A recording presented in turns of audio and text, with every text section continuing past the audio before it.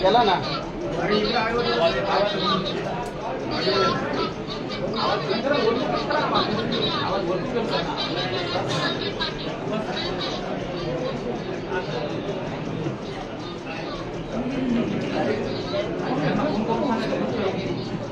सांगितले ना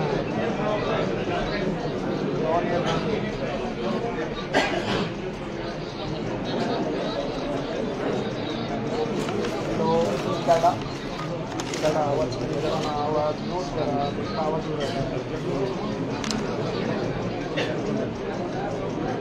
हां बंद करा आवाज तो लाईटची आवाज आवाज अँकरचा आवाज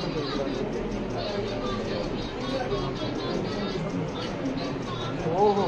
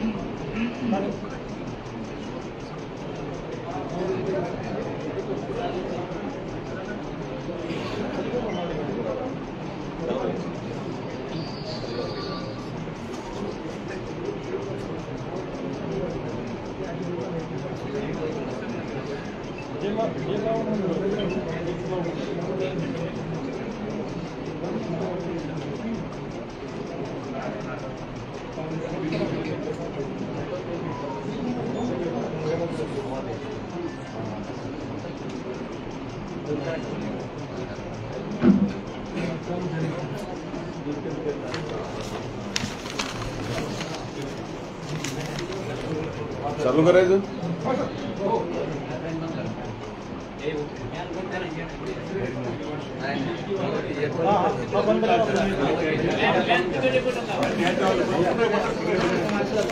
चला चालू करायचं.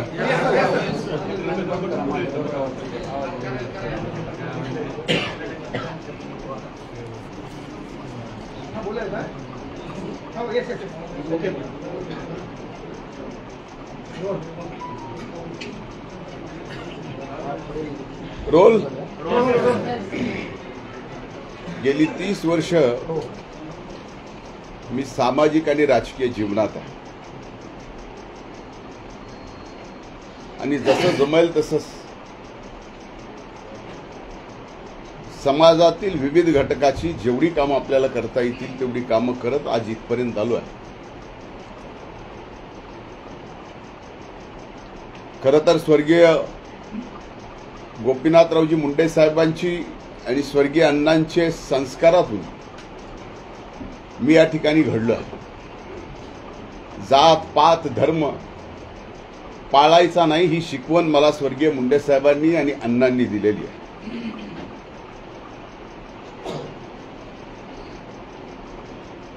मी कधीही कुणाची जात पाहून आजपर्यंत राजकारण केलेलं नाही. माझ्या स्वतःच्या ज्या जातीत मी जन्माला आलोय त्याच्यापेक्षा जास्त वेगवेगळ्या जातीतले माझे मित्र परिवार आणि माझे सहकारी आहेत. 2002 ला ज्यावेळेस मला पहिल्यांदा जिल्हा परिषदेच्या सदस्य म्हणून निवडून यायची संधी मिळाली आणि मी सभागृहात गेलो त्यावेळेस पहिल्या बैठकीत मराठा समाजाला आरक्षण मिळालं पाहिजे असा ठराव बीड जिल्हा परिषदेमध्ये मी घेतला आणि महाराष्ट्रातली ती पहिली जिल्हा परिषद होती की ज्यामुळं त्या एका ठरावावर राज्यातील वेगवेगळ्या जिल्हा परिषद नगरपंचायत नगरपालिका महानगरपालिका पंचायत समिती ग्रामपंचायतीपर्यंत एक नवीन चळवळ उभी राहिली आणि मराठा आरक्षणाचे ठराव प्रत्येक ठिकाणी होऊ लागले. ज्या ज्या वेळेस या महाराष्ट्रात या परळीत मराठा समाजाच्या आरक्षण त्याची आंदोलनं झाली त्या प्रत्येक आंदोलनात मी स्वतः सहभागी होतो. अगदीच काय लोकसभेची निवडणूक झाल्यानंतर परळीमध्ये जे मनोज जरांगेंचं आंदोलन झालं त्या आंदोलनाला जागा देण्यापासून पाणी देण्यापासून आंदोलनाला येणाऱ्या अनेक सहकाऱ्यांना वाहनं देण्यापर्यंत समाजाच्या लढ्याचे नेतृत्व करणारे त्या काळात स्वर्गीय अण्णासाहेब जावळे स्वर्गीय विनायकराव मेटे छत्रपती संभाजी महाराज यांच्यासोबत खांद्याला खांदा लावून मराठा आरक्षणाच्या लढाईत मी उतरलो. त्या मोर्चामध्ये मुंबईच्या मोर्चात मला सहभागी होता आलं आणि त्या मोर्चामध्ये जर बोलायचं असेल तर बोलण्याची संधी सुद्धा त्या ठिकाणी मला दिली गेली होती. मी 5 वर्ष राज्याचा विरोधी पक्षनेता म्हणून काम केलं. 5 वर्षाच्या त्या काळात जेवढी आंदोलनं झालं तेवढे दिवस मी सभागृह बंद केलं. आणि नुसतं सभागृह बंद केलं नाही तर नरड्यातून रक्त पडेपर्यंत मराठा समाजाला आरक्षण मिळालं पाहिजे याच्यासाठी आवाज उठवला, सभागृहात उठवला. आणि त्याचे पुरावे आजही विधिमंडळामध्ये, विधिमंडळाच्या लायब्ररीत आहे. आणखीन एक महत्वाची गोष्ट सांगतो. नगर जिल्ह्यामध्ये एक बलात्कार झाला होता कोपर्डीला. त्यावेळेस तिथं कुणीही गेलं नव्हतं. अल्पवयीन मुलीवर बलात्कार झाला. मी स्वतः पहिल्यांदा गेलो. अधिवेशन चालू होतं. दुसऱ्या दिवसापासून ते सर्व आरोपी अटक करेपर्यंत अधिवेशन सुद्धा चालू दिलं नाही. ही मराठा समाजाच्या प्रती आमची प्रामाणिक निष्ठा आहे.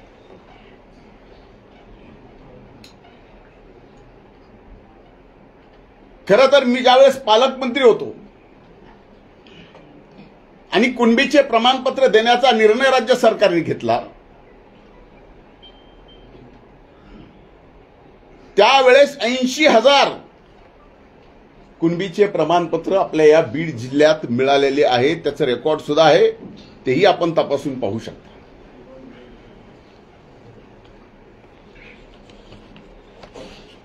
मंत्री म्हणून मला ज्यावेळेस त्यांचं उपोषण सोडायला लावलं मनोज जरांगेंचं, त्यावेळेस माझ्या हाताने त्यांनी एकदा उपोषण पण सोडलं. तसं माझं त्यांचं काही वैर नाही. जीवनामध्ये कधीच 17 तारखेची सभा सोडता मनोज जरांगेच्या विरोधात मी एका शब्दानेही बोललेलो नाही.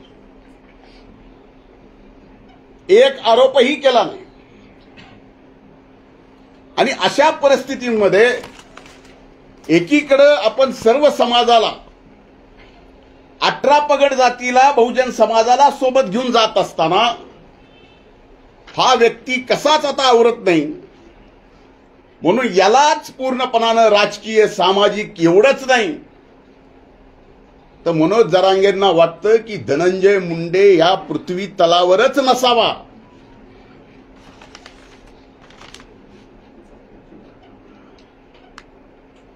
यासाठी ही धडपड आहे.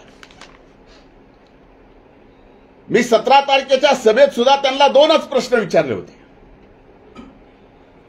त्या 2 प्रश्नाचे उत्तर आतापर्यंत या ठिकाणी मिळालेले नाहीत. माझी विनंती आहे माध्यमांना की हे 2 प्रश्न पुन्हा एकदा आपण विचारा. आपण लोकशाहीचे 4था स्तंभ आहात. मी पहिला प्रश्न विचारला होता की मराठा समाजाला खरंच ओबीसी मध्ये जाऊन फायदा आहे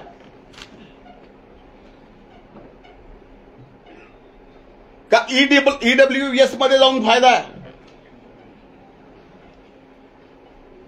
आणि याचं खरं भरं 12.5 कोटी जनतेच्या समोर त्यांनी यावं, आम्ही येतो. महाराष्ट्राच्या जनतेच्या समोर एकदा होऊन जाऊ द्या की फायदा ईडब्ल्यूएस मध्ये की फायदा ओबीसी मध्ये. त्याचं उत्तर नाही आलं.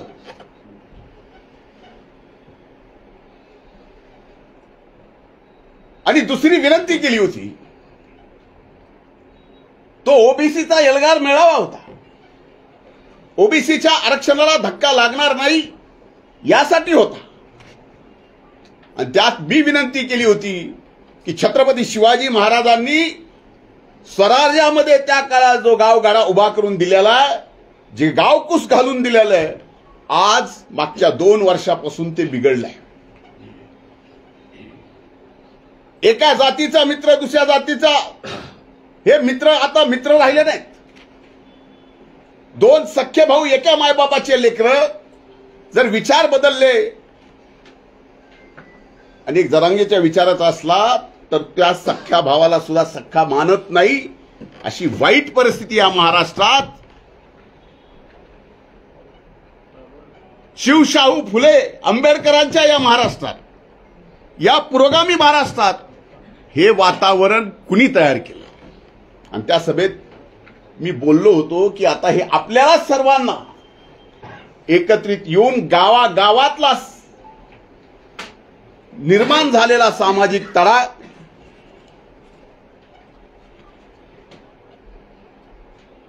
आपल्याला त्या ठिकाणी नीट घडी बसवावी लागेल. मला आजही आठवतं की या बीड जिल्ह्यामध्ये एका फोनवरून एका लोकप्रतिनिधीला एक जणांनी फोन केला आणि त्या लोकप्रतिनिधींनी सांगितलं की याला काय ग्रामपंचायतीला निवडून आलेत का जरांगे. त्यावेळेस ज्यांची ज्यांची घरं जाळली ती घरं मराठा समाजाची जाळली, ओबीसी मधल्या अनेक जणांची घरं जाळली. ही प्रवृत्ती कुणाची आहे? हे पिल्लावळ जे आता तयार झाले घर जाळण्यासाठी, कुणालाही संपवण्यासाठी, हे कुणाचे आहे? आम्ही तर असं केलं नाही. जर आम्हाला कुणी शिव्या जरी दिल्या तरी आम्ही गप्प बसू. अरे माझे तर उदाहरण माझे सहकारी सांगतील, तलवारीनं मला मारायला आलेले ज्यावेळेस लक्षात आलं, दुसऱ्या दिवशी माझ्या घरी आले, मी त्यांची गळा भेट करून बसून त्यांना चहा पाजला. एवढे असंख्य उदाहरण आहेत. आणि आज मात्र जरांगेंनी माझ्या एकाच प्रश्नाचं उत्तर द्यावं, कधी आहे तुमची तयारी? ईडब्ल्यूएस मध्ये जास्त आरक्षण मिळतं का ओबीसी मध्ये जास्त आरक्षण मिळतं? तारीख तुम्ही सांगा, जागा तुम्ही सांगा. अख्खा महाराष्ट्र बघेल आणि एकदा दाखवून देऊ की ईडब्ल्यूएस मध्ये जास्त मिळतं का ओबीएस मध्ये जास्त मिळतं, ओबीसी मध्ये जास्त मिळतं. आणि आता मात्र मारहाणीच्या मारणाराच्या अशा पद्धत तुम्ही हक्यांना मारलं. मारामारीची प्रवृत्ती कुणाची आहे? तुम्ही वाघमाऱ्यांना मारलं, तुम्ही कर्नालला मारलं. अशा किती उदाहरणं देऊ की तुम्ही एवढ्या सगळ्या लोकांना मारलं. आणि आता मात्र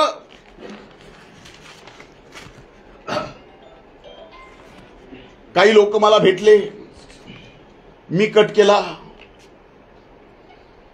मी त्याच्या पाठीमागे माझ्या जीवाला धोका आहे. आता इथं परळीची मायबाप जनता सुद्धा बसलेली आहे. मला धोका, माझ्याकडून त्यांना धोका. काय माझं त्यांचं बांधाला बांध आहे? माझं त्यांचं वैर काय? माझं त्यांचं वैर एवढंच आहे की तुम्ही ओबीसीच्या आरक्षणाला धक्का लावू नका, मराठा आरक्षण घ्या. त्या लढाईमध्ये सुद्धा आम्ही तुमच्या खांद्याला खांदा लावून चढू. 2 दिवसांनी निवडणुकीच्या तोंडावर काहीतरी नावं घ्यायची. आता मी गेस्ट हाऊसला दर सोमवारी बसतो. अनेक सहकारी आहेत, अनेक जण येतात, भेटतात, बोलतात. कुणाला बाजूला जाऊन बोलावं लागतं. आता जे अटक केले त्यापैकी कुणी मला भेटला असेल, बाजूला जाऊन बोलला असेल. मी सामान्य सरळ माणूस आहे आणि भेटल्याने बाजूला बोलल्याने मला कळत नाही ह्याच्यात कुणी कसला कट रचला जातो का? त्यांना पाठवून, ते त्यांचेच कार्यकर्ते आहेत ना. अटक झालेले कार्यकर्ते त्यांचेच, बोलणारे कार्यकर्ते त्यांचेच, कबुली जबाब देणारे कार्यकर्ते त्यांचेच. आणि आरोप मात्र पूर्ण माझ्यावर करतात. आणि अशा बाबतीत कट करण्याचं म्हणजे कम्प्लिटली मला माझ्या जीवनामध्ये एक मर्डरर म्हणून माझी इमेज अशा पद्धतीची ते तयार करतायत। याला कारण अनेक आहेत। कारण मी एका सभेत दिलेले 2 समोर त्यांच्या प्रश्न उपस्थित केलेले, त्यांना स्टेजवर एकत्र येऊन बोलायची त्यांची तयारी नाही। माझं तर म्हणणं आहे की या प्रकरणामध्ये आता महाराष्ट्र पोलिसांनी मनोज जरांगेंना धमकी आहे, मी त्यांना काही करायचा प्रयत्न करतोय, असं जर चाललं असेल तर माझी आजच्या या माध्यमातून, तुमच्या सर्वांच्या माध्यमातून मागणी आहे की या सर्व प्रकरणाची चौकशी ही आता महाराष्ट्र शासनानं नाही तर सीबीआयनीच केली पाहिजे। आणि याच्या पलीकडे जाऊन सांगतो, तर माझ्या मनात जरी असं पाप आलं असेल, कुणाला मारायचं, कुणाला थापड मारायची, की आणखीन कुणाला काही करायचं, तर माझी ब्रेन मॅपिंग करा। माझ्या ब्रेन मॅपिंग सोबत जरांगेची करा, जे आता आरोपी पकडलेत त्यांचीही करा, आणि ब्रेन मॅपिंग सोबत नार्को टेस्ट सुद्धा करा। कोर्टाची अडचण येत असेल तर मी स्वतः वकील लावून आरोपीची, जरांगेची आणि माझी कोर्टाकडून परवानगी घेऊन या ठिकाणी ब्रेन मॅपिंग आणि नार्कोची टेस्ट एकदा करू, म्हणजे लक्षात येईल खरं काय खोटं काय। उठायचं आणि एखाद्याला बदनाम करायचं आणि यांचं बोलणं मुख्यमंत्र्याची आयमाय काढायची, भुजबळांची आयमाय काढायची, आमची तर जपच आहे। पंकजा ताईला काय नाही ते बोलायचं, घरात इंग्रज आले होते, ही बोलायची पद्धत आहे का पुरुषाची?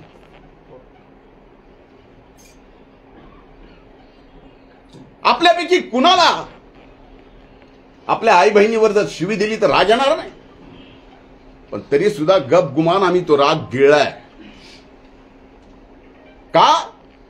तो हो, आम्हाला सुद्धा वाटतं की मराठा समाजाला आरक्षण दिलं गेलं पाहिजे, पण ते ओबीसीच्या आरक्षणाला धक्का न लागता। आता त्यांच्याकडे काय आहे, काय दाखवणार आहे, 4 दिवसानं काय दाखवणार आहे, मलाही म्हणता येतं माझ्याकडे काय आहे काय नाही, 4 दिवसांनी काय दाखवायचं। आज आर्टिफिशियल इंटेलिजन्सनी काही तयार करता येतं, काही। आता माझं म्हणतात फोनवर बोलणं झालं, एकमेव माझा फोन आहे जो 24 तास चालू असतो। मी का चालू ठेवतो? का माझ्या आजूबाजूला आणि ज्यांचा सगळ्यात जास्त माझ्यावर विश्वास आहे ते गरीबातले गरीब माणसं, आणि त्यांना कुठलीही अडचण आली तर त्या अगोदर माझा फोन लावतात, त्यांची अडचण होऊ नये म्हणून मी माझा फोन चालू ठेवतो। सहकार्याला तर बोलतोच, पण त्यांच्या अडचणी सोडवतो। आता त्याच्यात जर मला कोणी फोन केला आणि बोलले तर याचा अर्थ त्या अर्थाने बोललो, त्यांना संपवण्याच्या ह्याच्या संबंधित बोललो, कशासाठी?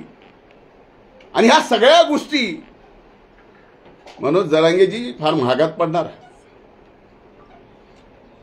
कर्मा रिपीट्स, जेवढं तुम्ही खोटं कराल तेवढं खोटं तुमच्या विरोधात सुद्धा फिरेल, हे लक्षात ठेवा। आणि मला संपवायचं म्हणजे का? मी त्या दिवशी पहिल्यांदा ओबीसी एल्गार, पहिल्यांदा जीवनात ओबीसीचं आरक्षण तशाला तसं राहिलं पाहिजे म्हणून मी व्यासपीठावर गेलो, कारण बाकीच्यांनी तर मला लाता हकलू बाहेर काढलं होतं। एका ठराविक जातीमधून हकलू लाता मारून, म्हणून ओबीसीच्या व्यासपीठावर गेलो। ओबीसीच्या संरक्षणाला धक्का नाही लागला पाहिजे एवढं बोललो, आणि त्याच्यासोबत आणखीन एक गोष्ट बोललो की जरांगेंच्या आंदोलनाच्या काळात जे 500 मराठा समाजाच्या बंधू भगिनींनी आपली प्राणाची आहुती दिली, हे सगळं आरक्षण जे आहे हे कसं मिळणार होतं, काय मिळणार होतं त्यांनाच माहित, पण त्यांनी त्यांना फसवलं म्हणून 500 जीव गेले।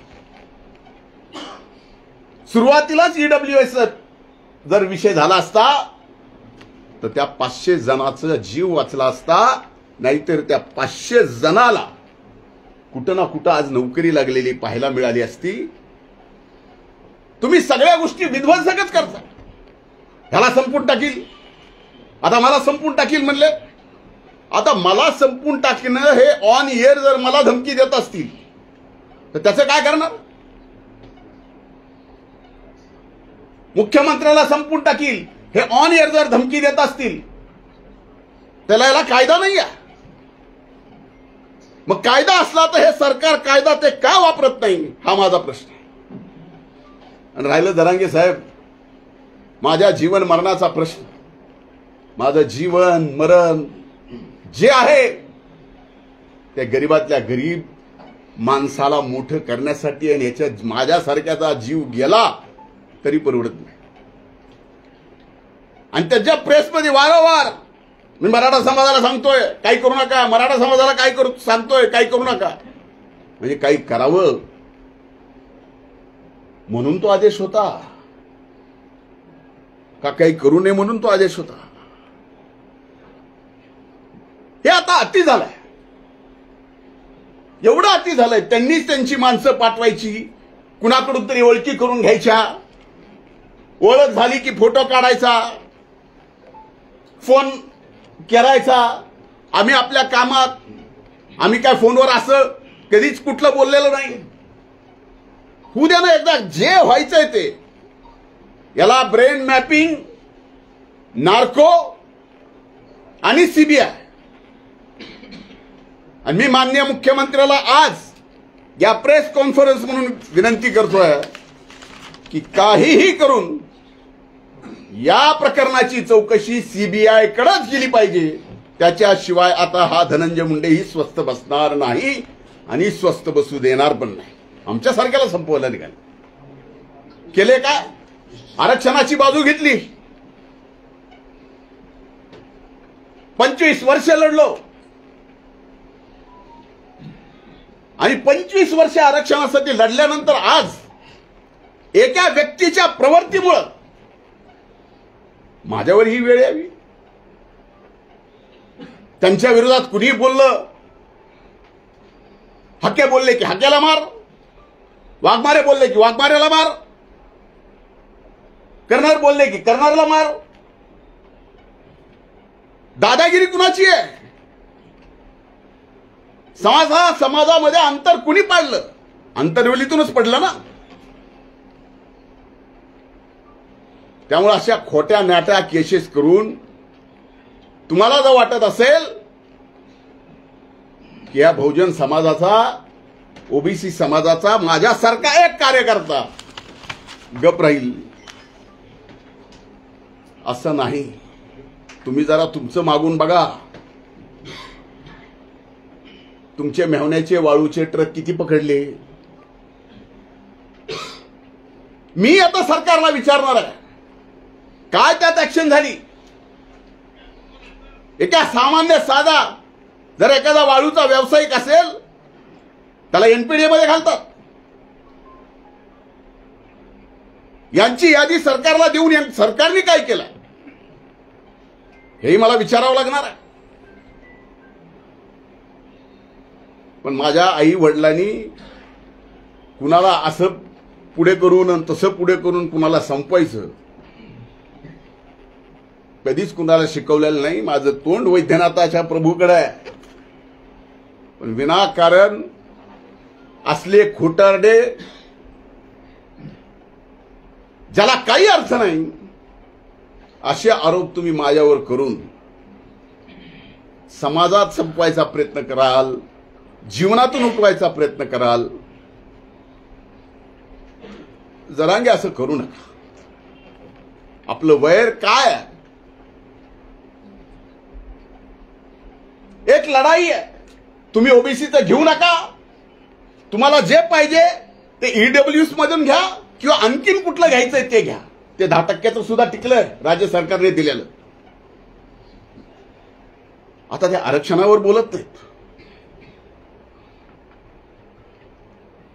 त्यांना आता शेतकरी नेता व्हायचं आहे. त्यांच्या दृष्टीने आता 500 मराठा समाजाचे बंधू भगिनी गेल्या, त्याचं दुःख नाही आहे. त्यांना नसलं तरी आम्हाला आहे, सरकारलाही आहे. पण अशी थोतांडगिरी करू नका. तुम्हाला एका समाजाने डोक्यावर घेतलंय. आजही त्या समाजाला वाटतं की आपलं काहीतरी चांगलं होईल. समाजाला वाटतं, मला नाही. आणि कृपा करून मी जे 2 प्रश्न विचारलेत, कधी, कुठं, कसं, या एकदा समोर. ओबीसी का ईडब्ल्यूसी? तुम्ही तर आता ओबीसीला मारता म्हणला, ते म्हणले धन्याचं बीज ठेवायचं नाही. ही धमकी नाही. ऑन इयर धनंजय मुंडेचं बीज सुद्धा ठेवायचं नाही. ही ऑन इयर धमकी कुणाला दिली? वंजारी जातीचं बीज सुद्धा ठेवायचं नाही. एका जातीला ऑन एअर धमकी कुणी दिली?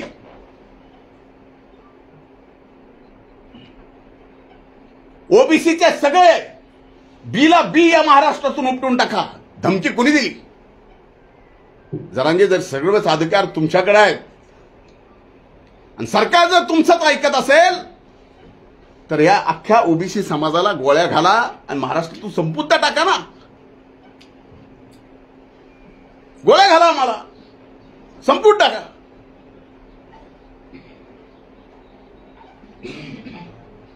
आज सगळ्या यंत्रणा जर तुमच्या म्हणण्यावर चलत असतील तर हेही काही सोपं नाहीत. आम्हाला संपून टाका. फक्त तुम्ही राहा. मला आजही आठवतं, ज्यावेळेस 17 तारखेच्या सभेत मी ईडब्ल्यूएस आणि ओबीसीचा मुद्दा काढला, त्यावेळेस मराठा समाजातल्या अतिशय हुशार, तत्वज्ञानी, शिकलेल्या असंख्य लोकांनी फोन करून म्हणले, तुम्ही जी भूमिका घेतली तीच बरोबर आहे, तिथंच न्याय मिळू शकतो. मराठा समाजातल्या अनेक तरुणांनी, अनेक माझ्या सहकाऱ्यांनी म्हणले की ही भूमिका घेतली ईडब्ल्यूएसची तरच फायदा आहे, असा फायदा होत नाही. मग एकीकडे आम्ही सुद्धा इतर समाजाचे असून मराठा समाजासाठी लढलोत. आणि आज जर कुठं काही मिळत असेल आणि ते मिळत असतील आणि ओबीसीच्या आरक्षणाला धक्का न लागता मिळत असेल तर द्यायला काय अडचण आहे? रोज उठलं की एक धरायचा, त्याला हाणायचं ह्याच्या आईला आणि त्याच्या आईला. अरे म्हणजे आमच्या सगळ्यांच्या आया बहिणी फक्त त्यांना शिव्या द्यायला ठेवल्यात. ऑन एअर बोलून काही बोलायचं आणि ऑन एअर बोललेलं त्याची साधी एनसी सुद्धा जर सरकार घेत नसेल. म्हणून माझी विनंती की हे प्रकरण सीबीआय कडेच गेलं पाहिजे आणि या प्रकरणामध्ये जे जे असतील त्यांच्या सगळ्यांची माझ्या सहित, माझ्यावर आरोप केलाय ना, माझ्या सहित ब्रेन मॅपिंग आणि नार्को टेस्ट करा आणि एकदा महाराष्ट्राच्या 12.5 कोटी जनतेला कळू द्या. विनाकारण एकदा एखादी 15 मिनिटाची प्रेस घेऊन एखाद्या व्यक्तीचं 30 वर्षाचं संबंध, राजकीय आणि सामाजिक काम तुम्ही संपवायला निघाला असाल. आता जनता सुद्धा दूधखोळी राहिलेली नाही. तुमचंही काय चाललंय, काय नाही, बुडाखाली काय चाललंय, कुठून काय चाललंय, कसं काय चाललंय. आम्ही 5 वर्ष विरोधी पक्ष नेते होतो. आम्हालाही बऱ्याचशा गोष्टी असं काही कारण नाही समजायला की आमच्याकडे नाही. आम्ही शांत आहे. आम्हाला सबंध समाज एकत्र करायचा आहे.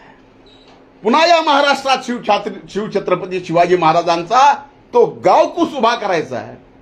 म्हणून आम्ही दम धरलेला आहे. मला एवढंच बोलायचं होतं. माझं निवेदन संपलंय. धन्यवाद. भाऊ, यामध्ये त्यांनी वेगवेगळे आरोप केले. तर काही लोक नेमून गाडीमध्ये रेकॉर्डिंग करणं किंवा गाडीचं लोकेशन ट्रेस करणं असे देखील प्रकार केले जातात, असं देखील त्यांनी आरोप केला. आता मला सांगा की कुणाच्या गाडीचं लोकेशन ट्रेस करणं मला बंद पडलंय? मला काय बंद आहे कुणाच्या गाडीचं लोकेशन ट्रेस करायचं? आणि माझं काही तेच काम आहे? ह्याला आरोप मानतात. ही थोतांडगिरी आहे. मी कुणाच्या तरी गाडीत मोबाईल टाकतो. अरे एवढे मोबाईल आहेत होय माझ्याकडेच का मोबाईलची फॅक्टरी आहे? अर्थहीन बोलायचं, माध्यमांनी घ्यायचं, चालवायचं, टीआरपी मिळते. आता माझ्या प्रश्न आणखीन मिळेल. कुणाला सोडलं तुम्ही? कुणालाच नाही.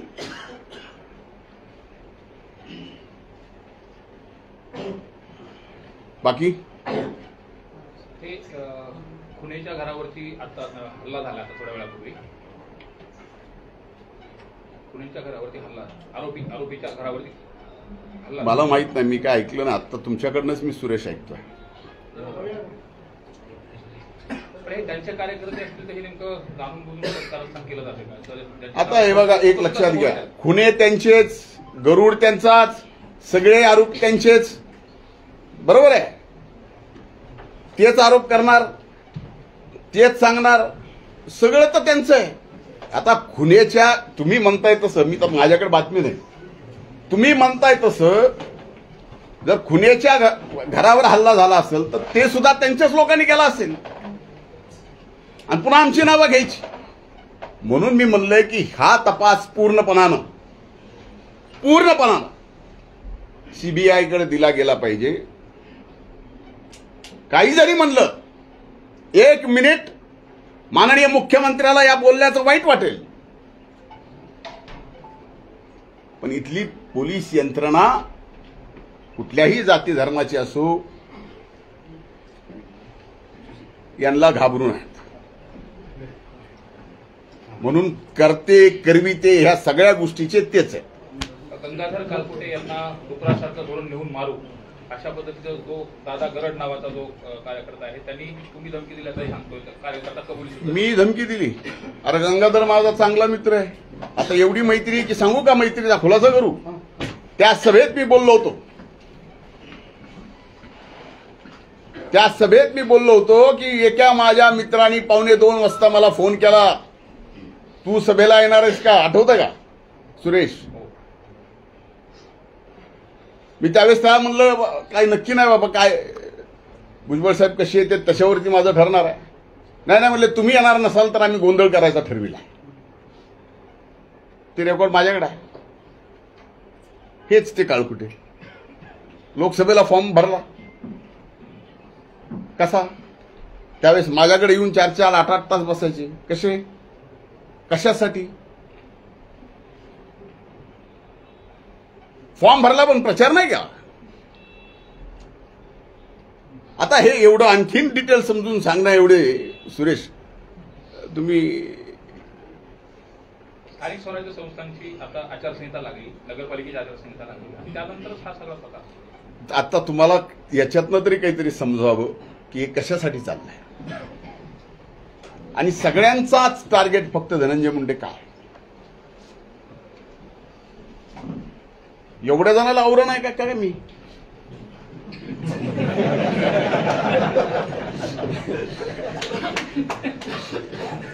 कमाल आहे. आता मला त्या दिवशीच्या सभेत मी इथे ईडब्ल्यूएस ओबीसीचा मुद्दा काढला, त्याच्यामुळे राग आला का? चष्मा पाठवला नाही त्याच्यामुळे राग आला? मला माहितच नाही. साहेब, त्यांनी जरांगे यांनी 2 आरोपींना भेटल्यावरचा आरोप केला होता. त्यांनी आणखी एक आरोप केला की तुम्ही त्या आरोपींची संभाजीनगरला 2 तासभर वाट पाहत होता. हे खोट आहे. कशाला कुणाची वाट बघू? मुख्यमंत्री व मंत्रिमंडळातील जे मंत्री आहेत त्यांना सुद्धा तुमच्यापासून धोका आहे असा आरोप तुमच्यावर केला. माझ्यापासून सगळ्या पृथ्वी तलाला धोका आहे असं तुम्ही समजा. मी काय कोविड व्हायरस झालो का काय अचानक? काय चाललंय? हे आरोप आहेत. म्हणजे काही मंत्र्यांना सुद्धा माझ्यापासून धोका. अजब आहे. साहेब, आता या प्रकरणी तुम्ही काही मानहानीचा दावा काही करणार आहात का जरांगे पाटलांवर? मी वकिलांशी चर्चा करून त्या निर्णय करणार आहे. मनोज जरांगे त्यांची गावठी भाषा किंवा गावाकडची भाषा या नावाखाली मुख्यमंत्री असतील, मंत्रिमंडळातील सदस्य असतील, तुम्ही असाल किंवा इतर कोणी त्यांना घालून पाडून शिवराळ शब्दात बोलतात. तरी पण त्यांच्यावर आजपर्यंत कधीही कारवाई केली गेली नाही. त्यांना स्पेशल व्हीआयपी ट्रीटमेंट सरकार देतंय का? मी तेच तुम्ही प्रश्न उपस्थित करायच्या अगोदरच हे विषय बोललोय मी स्वतःच प्रश्न विचारला की ऑन एअर जर ते मान्यवर कॉन्स्टिट्यूशनल पोस्टच्या तिथं बसलेल्या मुख्यमंत्र्यापासून उपमुख्यमंत्र्यापासून मंत्र्यापासून आमच्या सगळ्यापर्यंत कुणाची आयमाय काढायची ऑन एअर, आणि त्यात सरकार काय करणार नाही.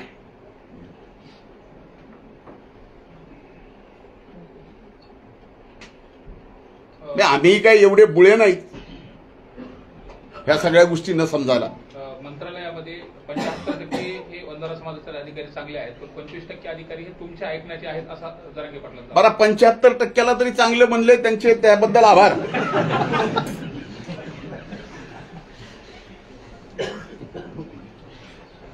चला ठीक आहे, ओके, आभारी सगळ्यांचा. कायदेशीर हे करणार तुम्ही, कायदेशीर बाजू काही मी म्हणलं ना की माझ्या वकिलाशी चर्चा करून मी निर्णय करणार.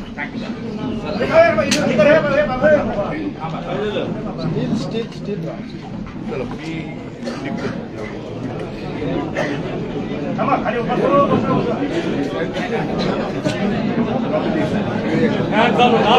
सगळे पत्रकारांना कार्यकर्त्यांना विनंती, नाटकाची व्यवस्था केली.